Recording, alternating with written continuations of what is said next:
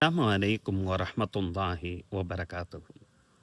நபித்தோழர் அபூ ஹுரைரா ரலியல்லாஹு அன்ஹு அவர்கள் அறிவிக்கக்கூடிய இந்த ஹதீஸு ஸஹீஹுல் புகாரி முஸ்லிமில் பதிவு செய்யப்பட்டிருக்கும். நபி ஸல்லல்லாஹு அலைஹி வஸல்லம் சொல்கிறாங்க, ஒரு மனுஷன் காலையில் எழுந்திருக்கிறான்னு சொன்னால் என்சிலானி மலக்கானி, இரண்டு மலக்குகள் இறங்குறாங்க. வானவர்கள் ரெண்டு நபர்கள் வர்றாங்க. காலை ஏஹதாம் அவர்களில் ஒரு நபர் சொல்கிறார், அல்லாஹ் மஅதி முன்ஃபிகன் ஹலஃபா, யா அல்லாஹ், நல்ல வழியில் செலவு செய்யக்கூடிய மனிதருக்கு நீ சிறந்த பகரத்தை கொடு. அவர் எந்த அளவுக்கு நல்ல வழியில் செலவு செய்கிறாரோ அந்த போன்று உண்டான பகரத்தை அவருக்கு இந்த உலகத்தினை நீ வழங்கிரு என்று ஒரு வானவர் பிரார்த்தனை செய்கிறார். மற்றொரு வானவர் பிரார்த்தனை செய்கிறார், அல்லாஹ் மஅதி மும்சிகன் தலஃபா, யார் நல்ல வழியில் செலவு செய்யாமல் கஞ்சத்தனம் பண்ணி அது தனக்குள்ளே சேமித்து வைத்து கொண்டு இருக்கிறாரோ அவருக்கு நீ அழிவை கொடுத்துரு என்று நபிகள் நாயகம் ஸல்லல்லாஹு அலைஹி வஸல்லம் அவர்கள் அந்த வானவர்கள் சொன்னதாக சொல்லி தர்றாங்க.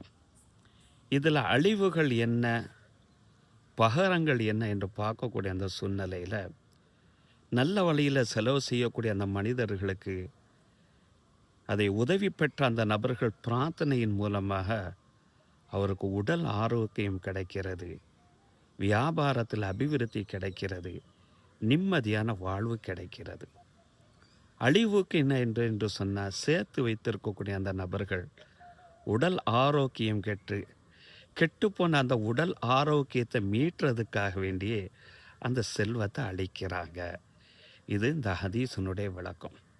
சரி, வெளியில் செலவு செய்தால் தானே உன் குடும்பத்துக்காக வேண்டியாவது அந்த செலவை நீ செய்ய என்று நபி ஸல்லல்லாஹு அலைஹி வஸல்லம் சொல்கிறாங்க. ஸஹீஹுல் புகாரி முஸ்லிம்னு அந்த ஹதீஸ் பதிவு செய்யப்படும். இதான் அன்ஃபக்க ரஜுலு அலா அஹ்லிஹி யஹ்தசிபுஹா, நன்மையை நாடிய நிலையில் தான் குடும்பத்துக்கு செலவு செய்தாலும் கூட ஃபஹுவ சதகத்துன், அதுவும் நல்ல அறத்தில் செலவு செய்யப்பட்ட தான தர்மமாகும் என்றார்கள் நபிகள் நாயகம் ஸல்லல்லாஹு அலைஹி வஸல்லம் அவர்கள். எந்த அளவுக்கு அடுத்து சொல்கிறாங்க, புகாரி முஸ்லிமில் மற்றொரு ஹதீஸ் வருது, இந்த உலகத்தில் ஆரோக்கியத்தை தொலைச்சி அது ஒரு நரகம், மறுமையிலும் நரகம். இந்த நரகத்தை விட்டு பாதுகாக்கிறதுக்கான உலக பிஷிக்கி தம்ரா, ஒரு பேரிச்சம்பளத்தினுடைய கொட்டை அளவாவது நீ தான தர்மம் பண்ணு. ஃபை இல்லம் தஜீது, ஒன்னால் அதுவும் முடியலையா, ஃபபி கலிமத்தின் தையிபா, வரக்கூடிய மக்கள்கிட்ட நல்ல வார்த்தைகளை பேசு, அதன் மூலமாக தான தர்மம் பண்ணு என்றார்கள் நபி அவர்கள்.